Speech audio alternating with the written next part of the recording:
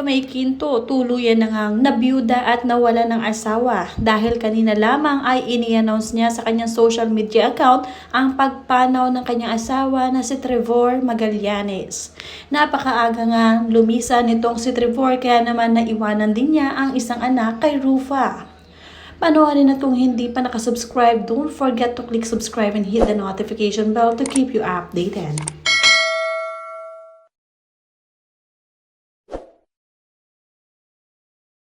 Kamakailan lamang ay nabalita ang hiwalayang Rufa May Quinto at asawang Trevor Magallanes dahil sa ilang issue na pinagdaraanan nilang mag-asawa. At kanina lamang sa hindi inaasahang pangyayari ay may nagbalita kay Rufa May na ang kanyang asawa ay pumanaw na nga. Ito ay biglaan lamang at wala talagang nakakaalam kung may sakit nga ba ang asawa ni Rufa. Sobrang nakakalungkot ang pangyayari dahil biglaan lang ito at hindi na rin nakapagpaalam si Trevor sa kanyang isang anak kay Rufa. Nagdadalamhati at nalulungkot talaga si Rufa May sa pagkawala ng kanyang asawa na sana ay maaayos pa nila ang kanilang relasyon alang-alang sa anak nila na si Athena. Pero ngayon ay wala na nga chance na mabubuo pang muli ang kanilang pamilya dahil nga sa pagpanaw nito. Sabi nga ni Rufa, "I'm deeply saddened by this development. Hope you give us time to mourn his loss, especially my daughter. Just pray for us that we will get through this by the help of God. We are still gathering factual information about his death. Even us or his immediate family are still verifying what happened. So we kindly ask his friends or anyone to stop spreading news or mere speculation about his death. I am flying tomorrow for the US with my daughter, so please wait for the official announcement surrounding his death from me and his family only and not from any source. Thank you very much and please give us respect and pray for us in this time of trial.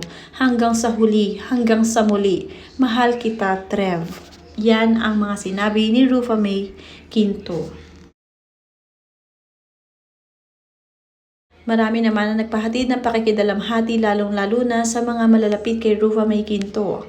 Mula kay Rufa Gutierrez, "Love you girl, I'm here for you." Mula kay Len Fabella, "Mahigpit na yakap, Peachy, so sorry for your loss." Mula kay Kawai Julien, "Mahigpit na yakap Ate Peachy and Athena." At talaga namang marami ang nagluluksa at nalulungkot para kay Rufa May, lalong-lalo na ang kanyang mga tagahanga. Especially pag naiisip ang anak, talagang nakakalungkot ito dahil naiwanan ng maaga itong si Athena. Mula kay She Philomeno, "Sending you so much love ate, I'm so sorry for your loss."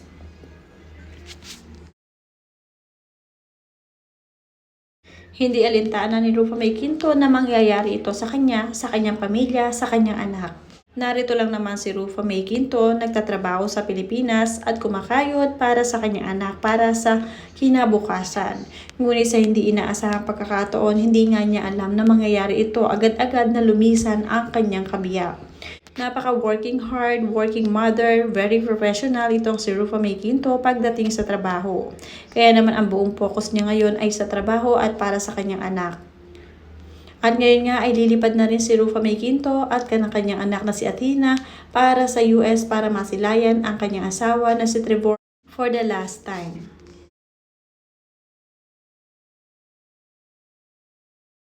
Mula naman sa tagahanga ni Rufa May Quinto sa Pilipinas, "My deepest condolences, my dear sis Pachi. Hugs to you and Athena. I'll see you. Take care. Love you." Mula naman kay Maxine Magalona, "Sending you so much love. I'm so sorry for your loss." Ay, nako. I'm stuck here in the condo drinking coffee. Yes.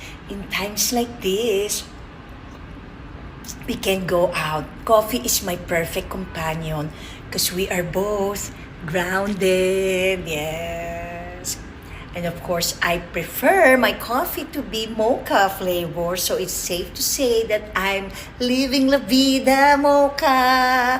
But later, I will have latte because all we know that it's better latte than never. And of course, on my birthday, I have frappe.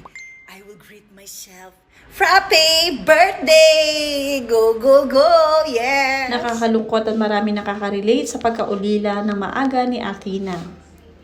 Hindi na nga niya nasilayan ng ilang buwan ng kanyang ama at ito pa ang nangyari. Napakalaki na ni Athena ang anak ni Rufa at ni Trevor. Siguradong mauunawaan na niya lahat ang mga pangyayari kung bakit nasa Pilipinas siya at kung bakit nasa US ang kanyang daddy Trevor. Na ngayon nga ay lumisan at pumanaw na. Mula kay Chi Garcia, I'm so sorry for your loss, my dear Kaz. Sending you strength, love, and prayers as you navigate this challenging time, Pichi. Love you, Kaz. Magaling namang magdala ng problema si Rufa May Quinto, kaya naman marami sa atin ang hindi nalalaman na siya ay may pinagdaraanan pala na personal. Ngayon nga hindi niya nga maitago ang kalungkutan dahil nga asawa niya mismo ang pumanaw at nawala. Kaya naman agad-agad siyang pupunta sa US kasama ng kanyang anak para malaman ang sitwasyon doon at for the last time ay masilayan ang asawang si Trevor.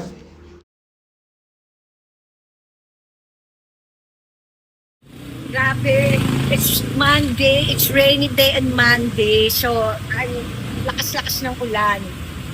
I'm so depressed right now, but it's okay kasi there's freedom of the press naman, di ba? Kaya, anyways, may Mula sa mga tagahanga ni Rufa May Quinto, patuloy pa rin ang pagdagsa ng pakikiramay nila para sa ating komedyante na si Rufa. Sabi dito, so sorry for your loss, Rufa May. Gustong gusto kitang komedyan, artist. Pero ngayon kinakaya mo pa rin lahat ng sakit. Proud mama ka talaga. At masasabing strong mother talaga itong si Rufa. Kinakaya niya talaga lahat ang paghihirap niya ng solo. Mula kay Bunch 27, condolence, be strong Rufa May and family. God will make way for you and your whole family. Mula kay Danny Barreto, so sorry for your loss ate. Praying for you and your daughter. Mula kay Luis Jezreel, condolence po, I'm so sorry for your loss. Mula kay I am Han P, yakap mahigpit Rufa May and sa iyong anak. Mula naman kay Maris Henderson, kahapon ko lang na-view ang IG niya at mukhang okay na siya.